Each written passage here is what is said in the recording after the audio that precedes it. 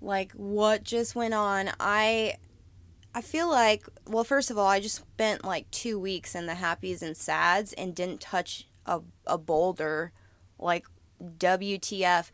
How can a person change that much? Well, they change when they know when they should and when they have to. I used to post a lot of climbing videos on here, so I feel like if anybody's listening to this, you may or may not be a climber. So you're probably like, "Oh, well, she quit. Why?" Well, okay, here's why.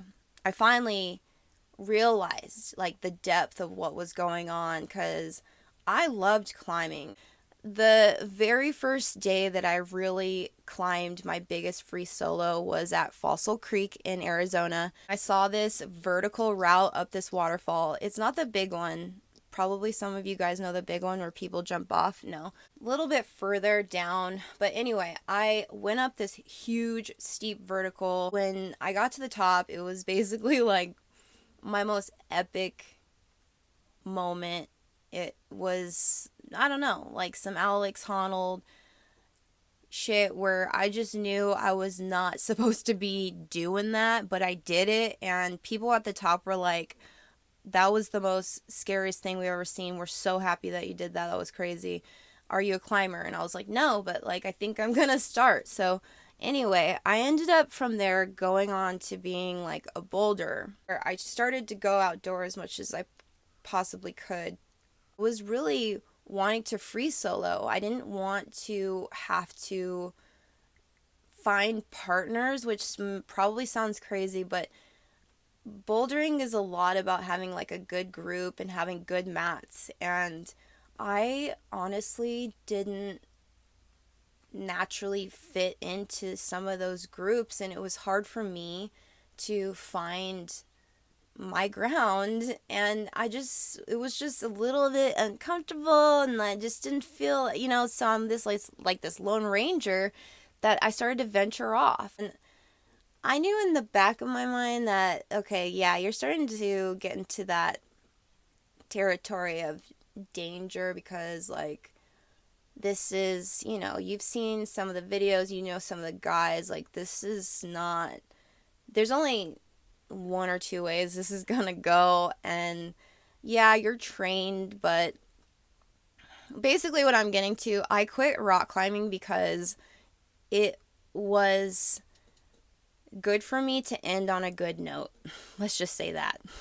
I was watching one of the boulders. She was doing a lot of the climbs that I wanted to do. I noticed some of her videos I was looking at, she was falling.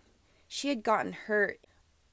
And I just thought to myself like, wow, like I wanted to go that hard. I wanted to do what, these climbers were doing, but I didn't have to do some of those chapters, like those videos were pretty intense, and she's just a warrior, but like I just knew that it wasn't like for me.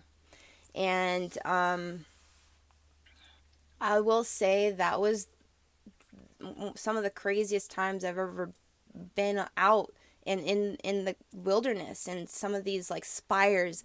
I had dated a guy that was, his job was like rock climbing, and I was really inspired. I was like, well, my job's going to be rock climbing too, I'm going to go out and just make this happen. And he was like, okay, well, I'm going to show you some of the spires in the VOC. And that's when I started to really get a little sketched out. Like, that's when it was just like, okay, well, I don't want to do like big stuff. It's just not for me. And I really kind of tried to scale down, like, in terms of height. But either way, if you're just rock climbing out in nature, it's just going to be dangerous. Like, it was more like the technical climbing aspect was something that I was trying to find in my own, like, movement. It's weird, you guys. I realized that I was trying to find gymnastics in bouldering. So I just wish that rock climbing in general, like the community, because I'm not hating on the climbing community. You guys were cool. There was some really cool people, but I just wish it was less like kind of machismo and like misogynistic. Uh, Racist. Male and female. I'm not calling out the men only. This was just like an overall like vibe that I got that I just didn't feel celebrated. I didn't feel supported. I did travel and I was able to see all different types of gyms and they were just so beautiful and so cool. But I never found that like solid climbing group or partnership community where I was actually able to go out and be safe. And that's probably just my fault because I'm just a little weirdo and I can't like handle stuff. It's not even like social anxiety, it's more like I just like want to do my own thing. It's not something that will get you far in terms of climbing. So it didn't. And that's kind of where I landed, but thankfully it was somewhere soft and it was somewhere I could really learn the lesson and not get too hurt, you know? So that's why I left. We move on, we grow, we can try different things. We don't have to have like this ego trip where we're just like completely identified with like one movement of being, like one sport. I just like the idea of like sportsmanship, sportswomanship.